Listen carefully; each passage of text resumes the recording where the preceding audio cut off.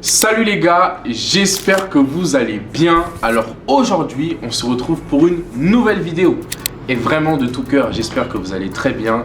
Aujourd'hui, nous sommes dans une émission que j'affectionne particulièrement. C'est l'émission de ma sœur. Et j'ai vraiment l'honneur, le privilège d'en faire partie. Et surtout de présenter ce témoignage qui est très poignant et qui inspire beaucoup concernant la foi, concernant l'obéissance. Et comme vous la connaissez très bien, nous allons accueillir notre sœur Yaya. La voici. Et donc, elle va nous partager son témoignage. Elle va se présenter aussi en quelques minutes pour ceux qui ne la connaissent pas. Donc du coup, sans plus tarder, je vais laisser Yaya se présenter. Ok guys, alors bienvenue sur la chaîne Be Kingdom Minded. Alors déjà, je suis à l'état civil, Katali Matouba Belinda, Marie-Paul Hélène. Waouh, très long. Tu sais, quand chaque grand-parent veut retrouver son prénom ou son nom là, c'est ce que ça donne. C'est ça. Donc anyway, donc alias Yaya, on m'appelle Yaya, qui veut tout simplement dire grande sœur, en plusieurs langues africaines d'ailleurs. Il n'y a pas que le Congo, la Centrafrique, le Gabon. Donc bref, on m'appelle la Yaya internationale. Et d'ailleurs, ton nom reflète exactement ton ministère. Tu es une grande sœur pour plusieurs jeunes. Je pense que ouais, c'était vraiment prophétique. Ouais. C'était prophétique le Yaya. Ah, et je l'aime bien du coup. Ouais. Yeah. Et du coup, pourquoi le nom? Déjà, quel est le nom de cette chaîne et pourquoi ce nom? Alors la chaîne Be Kingdom Minded veut tout simplement dire « et les mentalités du royaume ». Ok. Donc j'ai commencé par faire des traductions des vidéos du pasteur Myles Munroe qui m'inspirait beaucoup. Et je me disais que j'ai commencé en 2020, c'était le confinement, donc je travaillais depuis la maison et j'ai senti d'ajouter un plus. Je me suis dit, il faut que j'ajoute quelque chose de plus. Et là, je vais commencer par traduire des enseignements, prendre des petites séquences et déposer sur ma chaîne. Ok, ok. J'ai pu voir un peu le contenu qui a été fait sur cette chaîne et j'ai beaucoup apprécié. Il y avait beaucoup de caricatures et ça permet vraiment de se plonger dans l'atmosphère de la prédication. C'est la première fois que je voyais une prédication qui était représentée sous forme... Bah, de toute façon, vous allez voir avec les rushs, mais c'était très bénissant et c'était facile d'apprentissage. Donc, comme d'habitude, moi, si à Clinton, c'est qu'il y a témoignage. Et moi, je suis vraiment un chercheur, un assoiffé de témoignages. Et je suis venu jusqu'au Togo pour rencontrer Yaya. Exactement, juste pour son témoignage. Et je vous assure que il n'y a pas de petit témoignage. Ce témoignage concerne une notion qui est négligée, mais qui ouvre les portes, qui vraiment peut changer une vie. Vraiment une seule parole, c'est pour ça que le psalmiste dit « Dis seulement un mot. Un mot de la bouche de Dieu peut tout changer. » Yaya va nous conduire tout simplement dans son témoignage et je vais te laisser la parole. Ok. Alors déjà, je suis deuxième d'une famille de 4 filles. Et donc, j'aime bien dire que je suis congolaise du fleuve. Ça veut dire qu'il y a un côté, voilà, Kinshasa, il y a un côté Brazzaville. Les deux quoi, mélange. Les deux. Je ne sais pas me positionner, donc déposer mon fleuve. Et donc, je me retrouve au Togo. Et ça va faire 16 ans que je suis au Togo. Waouh. Ouais, quand même. Hein. D'ailleurs, on me donne la nationalité, mais bon, ça, c'est un autre cas. Ça fait 16 ans que je suis au Togo et je suis arrivée en 2008. Et c'était vraiment par instruction. C'est-à-dire, à la base, il y a 2 de mes sœurs qui partaient, Leslie et Joyce. Elles viennent juste après moi. Et c'est elles qui venaient au Togo. Et là, ma mère me dit, ben, je sens que tu puisses y aller, en fait. Je dis non. Parce que moi, je travaillais, j'avais un petit job là. J'avais une agence et j'étais hôtesse bilingue. Et il y avait des cérémonies officielles, comme la fête de l'indépendance du pays, des sommets avec le chef d'État. Donc il fallait traduire. Et j'étais un peu rentrée dans cette agence-là. Et donc ça allait quand même. C'est pas tous les jours qu'on allait au boulot. Donc je pouvais aller à la fac. Et dès qu'il y avait des cérémonies officielles, voilà, on voyageait des fois à l'intérieur du pays et tout. Et moi j'étais bien, j'étais dans ma petite zone de confort. J'ai dit à ma mère, ça va, prends tes filles, qu'elles partent. Moi, je reste avec toi. Donc, il faut déjà dire qu'en 2007, on va perdre notre père. Donc, c'était le repère, le seul homme de la maison. On va se retrouver avec 4 filles. Et j'ai ma soeur aînée qui était allée aux îles Fidji pour un boulot qu'il avait envoyé là-bas. Donc, du coup, je me disais, si ma mère veut que j'aille avec mes soeurs au Togo, elle reste avec qui? Toute seule, quoi. C'est ça. Et donc, du coup, je dis, maman, non. Moi, je sens de rester avec toi. Elle dit, écoute, prie pour ça. Et là, je te promets que je suis rentrée dans un jeûne d'Esther pendant 3 jours. Je me rappelle que le soir, je buvais de l'eau et puis je redormais le lendemain. Et je me disais, Seigneur, il faut que tu me parles, il faut que tu me parles.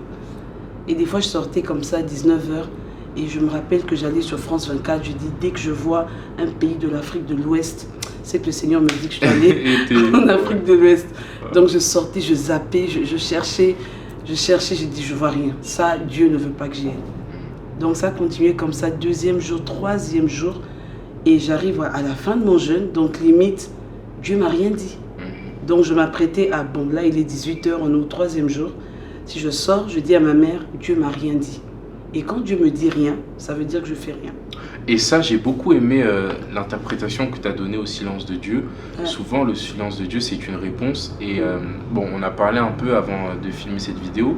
Et au téléphone, tu me disais justement dans cette partie-là que pour toi, le silence de Dieu était un signe de non-action. Et j'ai beaucoup aimé l'interprétation que tu as pu avoir de ça. Et vraiment, je le prends aussi personnellement. Donc, c'était très intéressant cette partie. Donc effectivement, Dieu des fois nous dit rien du tout. Et moi, je pense qu'il faut juste rester là. Il faut juste rester là. Mais le rien du tout va très vite changer en quelque chose. C'est qu'à 18h, je me rappelle, j'étais couchée, c'était la dernière prière. Seigneur, est-ce que tu veux que j'aille au Togo ou pas? Il restait 1 heure en plus. Je te dis, j'étais là en train de prier. Je dis, mais fais quelque chose. Je ne sais pas moi, que quelqu'un rentre, que quelqu'un me pose ne serait-ce que la question. Tu vas avec tes sœurs? Et là, je vais me dire que c'est Dieu qui parle. Mais il faut que quelqu'un... Mais dis-moi quelque chose sur le Togo. Et je te promets, j'avais le drap comme ça sur mon lit. J'aime bien prier comme ça. Je regardais le toit, mais j'étais sous mon drap. Et là, je fais un signe de ras-le-bol en mode, bon, c'est bon. Et je bondis pour quitter mon lit, me dire, c'est bon. Il n'a rien dit, je ne bouge pas. Et quand je saute comme ça, j'ai mon pied qui va taper. J'avais des livres sur une table à côté. Et je reçois comme ça une pile de livres sur mon lit. Et là, je te promets que sur ce drap-là, il y avait d'autres livres, mais il n'y en a qu'un seul qui a attiré mon attention. Et c'est le Rhapsodie de réalité. Il y a le Rhapsodie de réalité du pasteur Chris. Je ne sais pas si tu vois, c'est un dévotionnel où voilà, il mettait souvent des enseignements, un dévotionnel.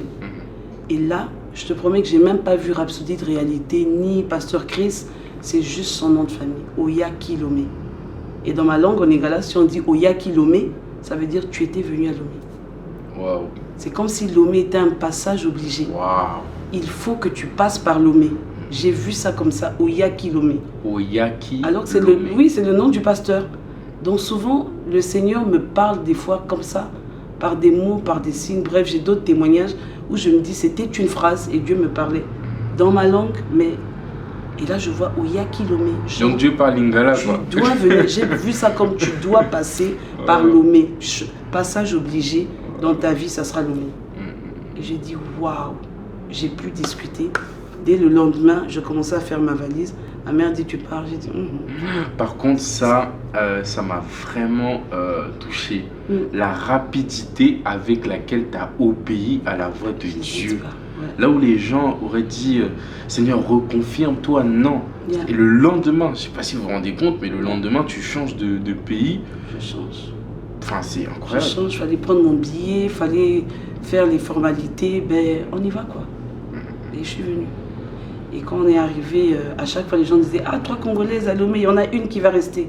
Mais j'étais trop sûre que ça allait être ma soeur qui vient juste après moi. Je regardais, j'ai dit, Leslie, c'est toi qui vas rester. À chaque fois j'ai indiqué, c'est elle qui va rester. Elle aime trop Lomé, c'est elle qui va rester. Et or que non en fait. Et on était venu pour la licence. Donc la licence ici, c'est un bac plus 3. Donc après la licence, il fallait qu'on reparte. Et ça va être en 2012. Il y avait le mariage de ma soeur aînée. Et on repartait. Et là, en 2012, j'ai ramassé ma valise. Je lui ai dit, c'est bon, le Seigneur me voulait à Lomé. Très bien, ben, je vais bouger. Et j'ai bougé pour retourner totalement à Lomé. Il faut savoir que quand on est arrivé, mes soeurs et moi, on fréquentait une église anglophone d'un pasteur que j'aime beaucoup. Je vais taire le nom. Et donc là-bas, j'ai été carrément à l'école du dimanche. J'étais un peu la tata, on m'appelait Sister Wonders. C'est la tata qui donne des devoirs. Tu ne fais pas le devoir dimanche. Je suis là, je dis non, tu retournes. Mais attends, c'est pas l'école ici.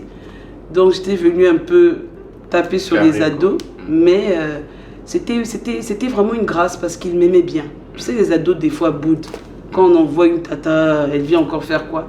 Mais moi, j'étais en mode, les gars, on dit vous êtes impolis, vous êtes têtus, mais de vous à moi, il faut qu'on les prouve qu'on est des adultes. Donc tu les challengeais. Je les challengeais et très vite, on a dit ok, on monte la chorale des ados, allez, toi tu joues au piano, toi tu commences à jouer au drum. Et puis c'était parti en fait. Et puis c'était parti. Ça c'est vraiment le service. Et pour moi, quand je repartais en 2012, après le mariage de ma soeur, je me suis dit je ne reviens pas en fait. Parce que là, peut-être le Seigneur voulait, voilà, ce chapeau-là de Sister Wonders. Le Seigneur voulait que je travaille avec les ados. C'est bon, je suis partie en 2008.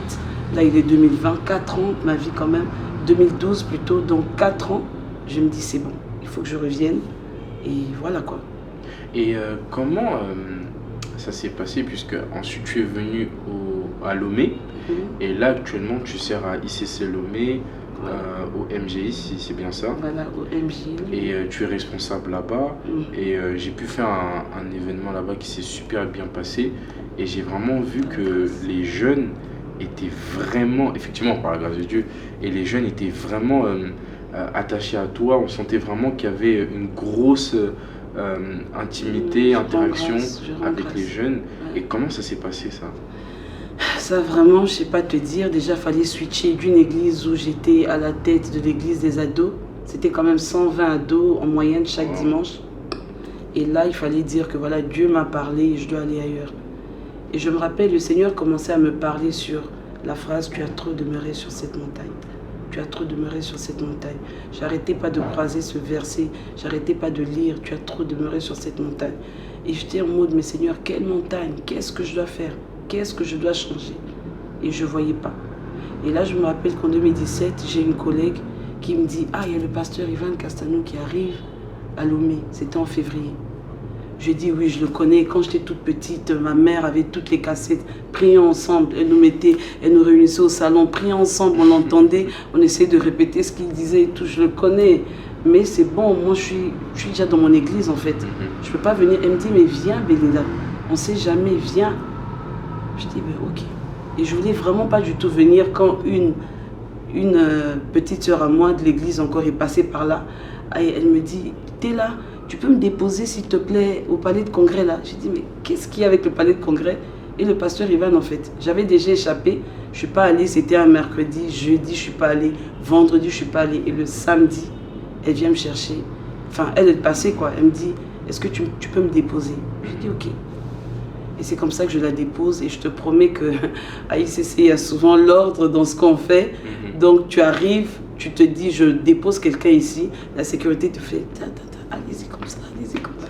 Je partais jusqu'à ce que j'ai contourné le bâtiment et limite ils m'ont donné une place à garer. Je ne voulais pas me garer en fait. Mais là je sentais descendre seulement, descendre. Mais le même matin en fait, j'avais une discussion avec ma mère et je lui disais cite-moi un homme de Dieu connu, cite-moi un pasteur connu. Et ma mère était là, elle me dit connu, c'est-à-dire, je dis vraiment mondialement. Elle fait Yongisho. J'ai dit ok, cite un autre. Elle dit Benny Hill. Je dis cite un autre. Elle dit oui, dépôt, mais qu'est-ce que t'as? J'ai dit cite un autre. Et tout, elle a cité au moins 4. Et je lui ai dit ils sont tous anglophones. Elle a fait ouais, c'est vrai. Tu vois, tout de suite, quand on pense à un homme de Dieu qui limite va faire un impact mondial, on est en train de parler d'un anglophone. Et je lui dis où sont les francophones, maman? Moi, je suis sûre que Dieu est anglophone. Et je me rappelle, j'ai viré mes Bibles en français, j'en avais en 4 versions. J'ai dit ça, vous pouvez donner à quelqu'un. Je garde ma Bible en anglais. Je crois que Dieu est anglophone. Je vais commencer par lire ma Bible en anglais. Oui, déjà mon église était une église anglophone, donc j'étais là, j'ai dit, c'est bon. Let's forget about it. Et je commence à prier en anglais. Je m'efforçais, prière, tout en anglais. Les chants d'adoration en anglais. Je dis, Dieu doit être anglophone. Et ce jour-là, quand je me gare, et qu'on arrive au palais de congrès, le PP ce samedi-là, le pasteur Ivan Castanou, l'apôtre Ivan Castanou, il n'avait pas du tout prêché en fait. Pendant 1h30, il va diriger un temps d'adoration prophétique et on le voit pleurer et crier. Le Seigneur dit, vous êtes tout pour la francophonie, que tous les peuples le louent, la francophonie, où êtes-vous? Et c'était tout ça là. Je dis, c'est pas vrai. Et ma mère était venue plus tôt, elle était dans la salle. C'est ma mère adoptive avec qui j'habitais. J'ai toujours vécu ici à Lomé. Elle se retourne, elle me dit, mais c'était la discussion de ce matin. Tu cherchais, tu entends la francophonie. Et là, j'avais compris que le Seigneur était en train de m'appeler. C'était vraiment un couloir pour moi, une formation. Wow. Tout ce que j'avais reçu de mon ancienne église. Et que là, le Seigneur m'attendait pour la francophonie. Wow. C'était un message pour moi. Et depuis là, le dimanche qui a suivi, j'ai demandé, l'église se trouve où? On me donne l'adresse et par la grâce de Dieu, on y est quoi. Et ça a vraiment porté ses fruits. Et je rends grâce à Dieu. Quand je vois des fois moi-même, je suis vraiment étonnée. Je dis waouh. Et là, donc on est en 2017. Et déjà avant, je disais tout à l'heure qu'en 2012, j'étais repartie après le mariage de ma soeur. Et quand j'arrive, je m'installe, on pose les valises, je dis je reviens plus. Mais là, le Seigneur va passer par un cousin à moi qui vraiment reçoit souvent beaucoup de la part de Dieu. Et là, on va être à table en train de manger, les oncles, papa, maman, mes soeurs. Et puis il fait, les filles, j'ai une image, c'est comme si vous avez posé des valises. On dit oui, tu as bien compris. Moi, je lui réponds, je dis, tu as bien compris en fait. On ne retourne plus au Togo. on est revenu. Ah, tu as capté mon frère. Vraiment, le Saint-Esprit t'inspire. Tu as capté, on est revenu pour s'installer. Et là, il dit, c'est bizarre, mais je ne sens pas que tout le monde doit poser sa valise. Après, vendredi, on se fait une veillée à la maison. Là-bas, il voit l'image claire. Il dit, ah, je vois vous trois. C'est votre silhouette. Je vois que vous trois, vous êtes debout. Et je vois qu'il n'y a que 2 personnes qui posent des valises. Et il y en a une qui n'a pas ses valises ici. Ça veut dire qu'il y a l'une d'entre vous qui ne doit pas rester. Moi, j'ai commencé à regarder l'une de mes soeurs. J'ai dit, ça doit être elle. Sinon, moi. Et en plus, on rentre au pays, on dépose un peu partout pour avoir de l'emploi. On dépose des offres d'emploi et tout. Je suis la seule qu'on rappelle en fait. Je suis la seule qu'on rappelle par une banque. Et la même banque, le siège se trouve ici au Togo. Et moi, j'avais eu à faire un stage ici. Donc quand je rentre au pays, sachant que je viens du siège de leur banque, ils m'accueillent avec joie. Où est ton CV? Tu vas passer l'entretien. Et ça se dessinait que c'est moi qui devais rester au Congo. Et mes sœurs, en tout cas l'une d'entre vous réfléchissez, qui repart. Parce que moi là, le Seigneur est en train de m'ouvrir des portes. On dépose des demandes d'emploi. Mais pour moi, ça a l'air de donner. C'est que Dieu me veut ici. Donc moi j'étais sûre, j'ai dit, en tout cas ce sont mes sœurs. Et après, il va encore avoir un flash. Dans la semaine, il dit, Belinda, c'est toi. Tu n'as pas tes valises, je ne sais pas ce que tu fais ici, mais demande à Dieu, il faut que tu retournes. J'ai dit, non, c'est une blague. Moi, je suis très familiale. Déjà que j'étais venue pour la première fois, quand on est venu avec mes sœurs, parce que ma mère voulait quand même qu'en tant que grande sœur, sur les 2 autres, que je sois là. J'ai toujours ce côté un peu maternel, de grande sœur. Et là, tu me dis de repartir seule. Ah ouais, là, ça devait être chaud. Ouais. Et aussi, je remarque beaucoup, que ce soit dans ta manière de parler ou dans ta manière d'interagir avec les jeunes, beaucoup de profondeur, d'intimité avec Dieu. Et on sent aussi beaucoup de fruits de l'esprit, vraiment tout ce qui est connaissance de la parole. Et j'aimerais, ça peut pas venir de nulle part, et j'aimerais vraiment savoir comment tu as fait pour avoir cette formation-là. Eh bien, déjà, je rends grâce à Dieu. Je rends grâce à Dieu. Je sais pas. Il faut que quelqu'un de l'extérieur me le dise, sinon, voilà. On rend grâce à Dieu pour le bagage, le petit sac au dos qu'on a. Et comme je le dis, déjà, il faut savoir que depuis l'âge de 12 ans, moi, j'ai vraiment reçu cet appel-là où le Seigneur me dit, va et enseigne en fait. Ouais. Je pense même ma mère, en tout cas, elle vous le dira, la dernière fois, il y a certains de l'église, quand ma mère était à Lomé, qui disent, ah, on a passé une journée avec ta mère, et elle nous dit que depuis l'âge de 10 ans, tu rassemblais les enfants du quartier et tu les enseignais. Ça se voit. Je ne sais pas pourquoi, mais c'était comme ça. J'avais 10 ans et j'étais là en train de rassembler. C'est une grâce, quoi. Ouais, comme ça. Et je sens vraiment un besoin de, si je sais faire quelque chose, il faut que je l'apprenne à l'autre. À un moment, je savais faire des tresses. Il faut que je l'apprenne à quelqu'un d'autre. Cette soif-là de transmettre, c'était vraiment, on va dire, inné. Et là, aujourd'hui, on va dire, c'était un appel, au fait, qui était là. C'était vraiment un appel qui était là. Et je me rappelle, à l'âge de 12 ans, j'ai dit à mes monitrices, j'ai envie d'enseigner. Parce qu'on était dans une classe, les monitrices vont dire, versets à mémoriser. Les ados, on est là, on s'ennuie. Mais en tant qu'ado, je savais qu'il y avait une autre façon dont on pouvait donner cet enseignement-là. On avait des monitrices qui venaient comme ça avec le papier et qui lisaient. Titre, elle met au tableau. Ta, ta, ta, ta, ta. Et un jour, il y a l'une d'entre elles qui dit, ben vas-y. Et je viens avec une histoire, je ne sais même plus si c'était David de Goliath et tout. Et je lui raconte d'une certaine façon. Tout le monde est captivé. Ah, t'es marrante, c'est intéressant et tout. Et dans la blague, dans mon église, depuis l'âge de 12 ans, l'église Roua, ça s'appelle. Il y a beaucoup qui le savent, j'étais l'une des plus jeunes servantes, enfin ouvrières de l'église. J'avais 12 ans et j'étais à l'école du dimanche. Et tu es venu apporter un nouveau style d'enseignement, etc., qui a plus captivé les gens. Qui a plus captivé parce que moi-même j'avais 12 ans et je me dis, s'il faut qu'on me raconte une histoire de la Bible, comment est-ce que j'aimerais écouter cette histoire-là? Et par la grâce, il y avait vraiment, voilà, ça coulait quoi, ça coulait. Je pense que ça contribuait à beaucoup. Déjà, donc, si on parle de 12 ans, ça contribue à beaucoup de choses dans ma vie et d'être monitrice à l'école du dimanche. Voilà, ça continue, le parcours s'est tracé. Le parcours s'est tracé. Quand j'arrive à Impact Centre Chrétien, je dis rien sur mon ancienne église. Je ne sens pas d'aller à l'école du dimanche et je suis là. Je dis, je ne vais pas servir ici pendant 1 an. Donc j'arrive de février 2017 jusqu'à décembre, je n'avais rien fait. Je continuais d'enseigner dans mon ancienne église des ados au premier culte et au deuxième culte, j'étais à Impact Centre Chrétien. Les temps d'adoration me faisaient du bien. J'étais là en deuxième culte. J'ai fait ça pendant 8 mois. Mais à un moment, je sentais, il faut que tu lâches. Ouais. Parce que je devenais départagée sur ma dîme. En fait, tu payes la dîme où est-ce que tu te nourris? Là, tu vas, tu enseignes à des enfants et tu reviens ici, tu es béni.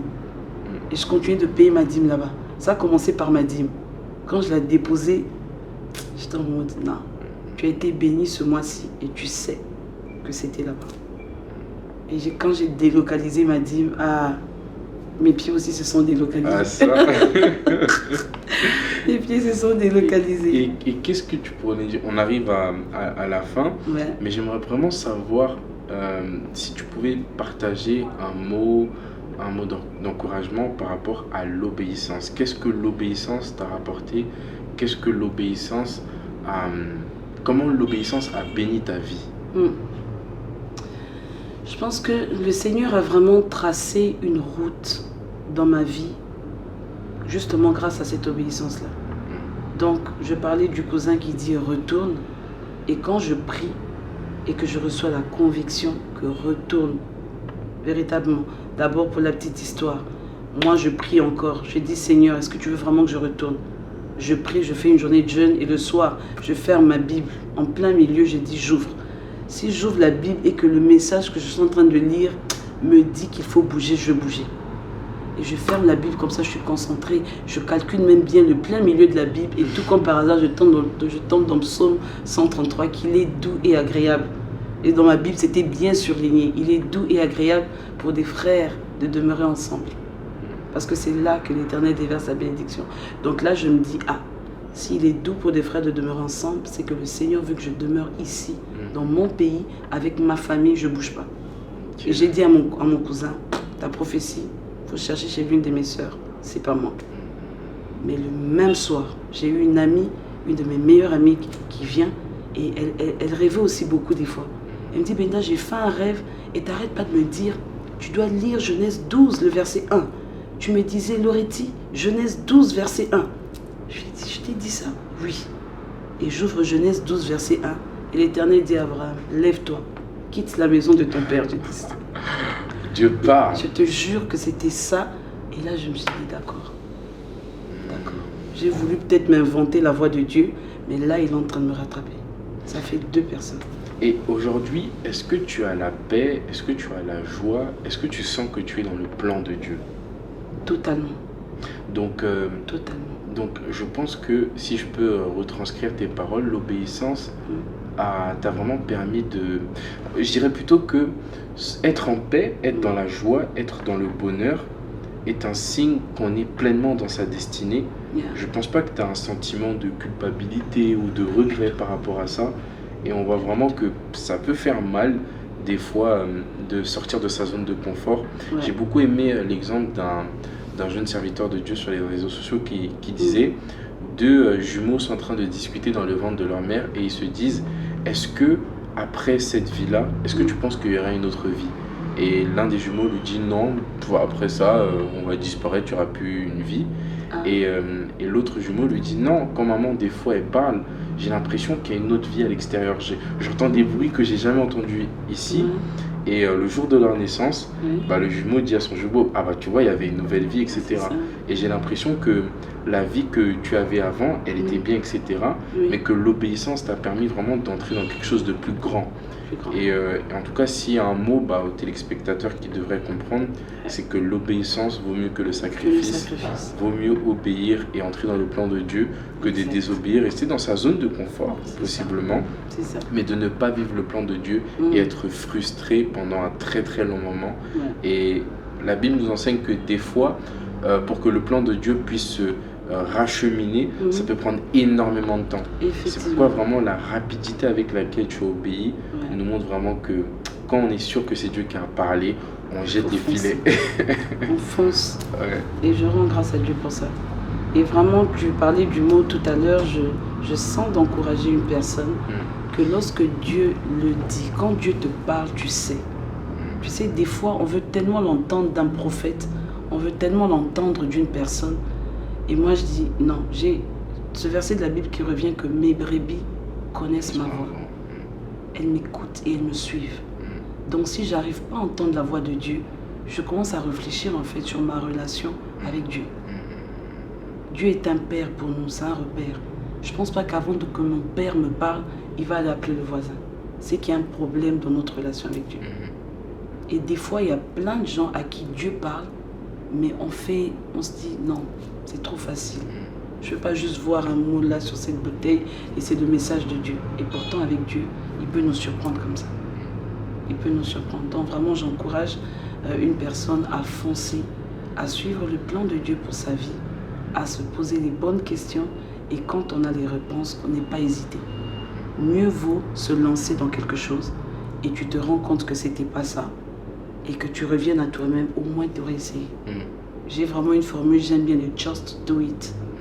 La marque Just Do It, j'aimais bien, une fois ils avaient une publicité où quelqu'un a promis faire du sport, achète des baskets, les range quelque part, mais le matin on sent qu'il est lazy, lève-toi pour aller, il donne des excuses, c'est comme s'il va pleuvoir. Et puis il y a la marque Just Do It qui vient. Même s'il pleut ou pas, je mets d'abord mes baskets et je sors. Et quelquefois on voit que l'orage est en train de passer. Il n'allait pas pleuvoir, mais au moins tu as marché. So just do it. En tout cas, sur ces belles paroles, la Bible nous dit que prier les uns pour les autres, la prière du juste a une grande efficacité. Et j'aimerais bien que tu puisses nous conduire dans un temps de prière pour toute personne qui a des problèmes à entendre la voix de Dieu. C'est pas tout le monde qui forcément a cette grâce d'avoir le réma de Dieu fait ci, etc. Mais il y en a qui ne l'entendent même pas. Et vraiment, j'aimerais bien que tu puisses prier pour ces personnes qui ont soit la réponse de Dieu ou qui ne l'ont pas. Et voilà. Alors nous allons prier, bien-aimés. La prière est une puissance, c'est une force qui peut traverser. Ça peut traverser cet écran, tu peux resuivre cette vidéo et cette grâce va se déposer sur ta vie. Alors que nous sommes en train de faire cette prière, j'ai foi que tu as tes mains levées en signe de réception. Père, nous te disons merci. Je viens te recommander toute personne qui viendra au contact de cette vidéo entre tes mains. Je viens prier, Père, que les grâces qui ont parlé dans ma vie jusqu'ici se déversent dans la vie de cette personne qui nous suit au nom de Jésus. Je prie que l'esprit d'obéissance, sans se poser des questions, je prie que l'esprit de sacrifice, je prie que tes grâces qui ont parlé dans ma vie viennent à se déverser dans la vie d'un bien-aimé au nom de Jésus. Viens nous surprendre, Père.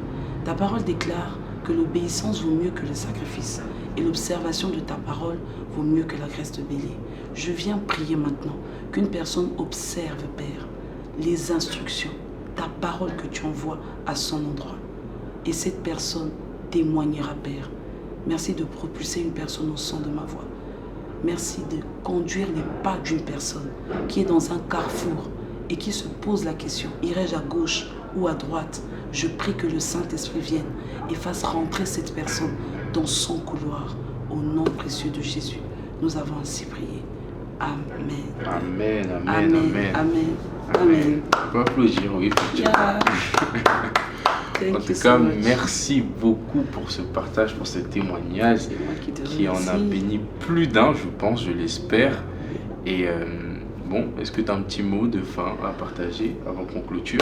Mot de fin, déjà, je rends grâce à Dieu pour ta vie et Merci. tout ce que tu fais. Tu es un modèle. Quand Merci, on parle de merci. modèle, vraiment, tu es un modèle. Merci. En conduite, en beaucoup de choses. Et quand on voit ce que tu fais, ça booste. Je vois que tu es quand même revenu à Lomé. Tu disais que c'était pour la première fois Ouais, que tu étais là. c'est vrai. Et voilà, donc tu n'es pas là pour faire la fête. Demain, on voit évangélisation à la plage, voilà, un peu ici, à parler aux jeunes de pureté, de ci, de ça.